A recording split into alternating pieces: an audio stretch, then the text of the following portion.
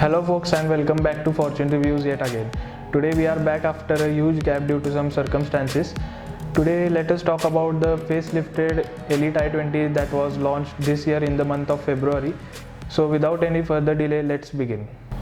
So now let's talk about the exterior changes that are made in the car.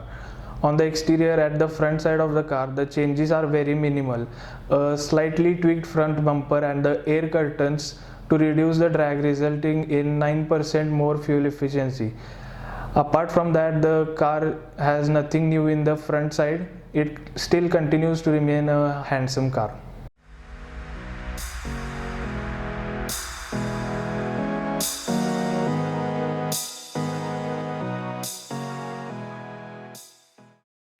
Talking about the side profile of the car, the side profile remains the same.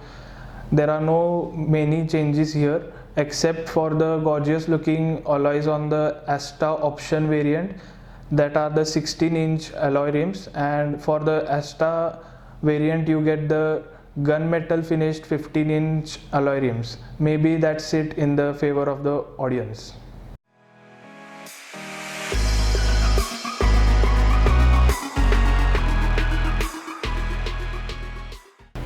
Now let's talk about the changes in the rear side of the car. Changes at the rear are very noticeable. The change in the rear is that the number plate is moved to the boot and the bumper is now dual tone, and this dual tone bumper houses the reflectors like the older models.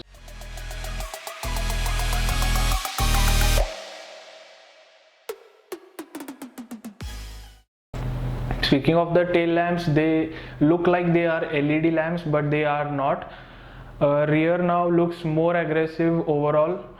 Now the car continues to look beautiful in all aspects.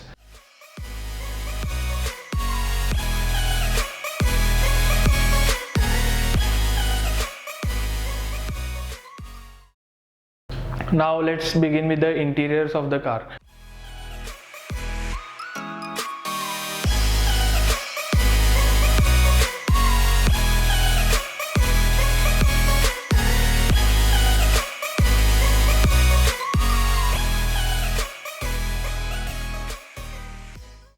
The interior of the car largely remains the same except for few changed buttons here and there. The seat upholstery has also changed. The car again is loaded with features, and now it has a rear armrest with 2 cup holders.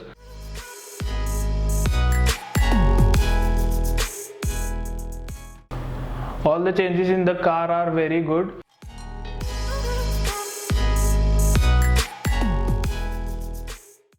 But I am wondering why the auto dimming mirror has been removed. Everything else remains unchanged. The build of this car is at par with the rivals inside out.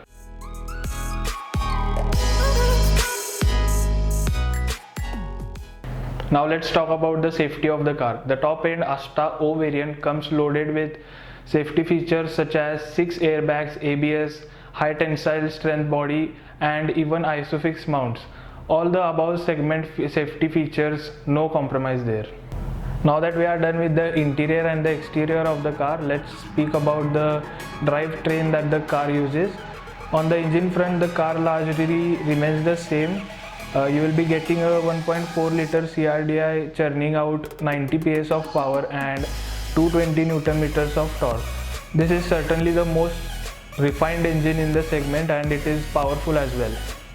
This will give you around 20 to 21 kilometers per liter on highway, and combined it will give 17 to 18 kilometers per liter in the city. This diesel engine is mated to a 6-speed manual transmission. On the petrol front, it has a 1.2 liter engine, best suitable for city driving only.